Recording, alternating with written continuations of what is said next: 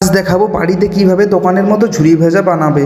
তার জন্য 500 গ্রাম বেসন নিন। 500 গ্রাম বেসনের মধ্যে 200 গ্রাম চাল গুঁড়ি, 10 গ্রাম নুন, 2 গ্রাম হিং, 2 গ্রাম হলদি পাউডার দিয়ে পরিমাণ মতো জল দিয়ে একটা ডো মাখিয়ে নিন। মাখানো হয়ে গেলে উপরে 5 থেকে 10 গ্রাম মতো রিফাইন তেল দিয়ে ভালোভাবে ডোটাকে আবার মাখিয়ে নিন।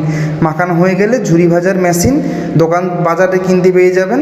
ওই মেশিনের মধ্যে বেসনের ডোটাকে মেশিনের মধ্যে ভরে কড়াতে হালকা তেল হিট করে ঝুরি ভাজাগুলো মেরে নিন। ঝুরি ভাজাগুলো মারা হয়ে গেলে হালকা লালচে বাদামি কালার হয়ে গেলে ঝুরি ভাজাগুলো তেল থেকে তুলে নিন।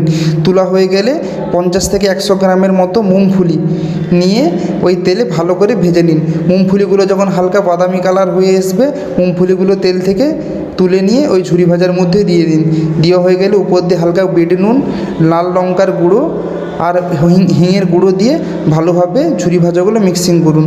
ব্ল্যাক সল্টটা 10 গ্রামের মতো দেবে, 4 গ্রামের মতো লাল লঙ্কার গুঁড়ো আর 2 গ্রাম এলচি পাউডার দিবে। ব্যাস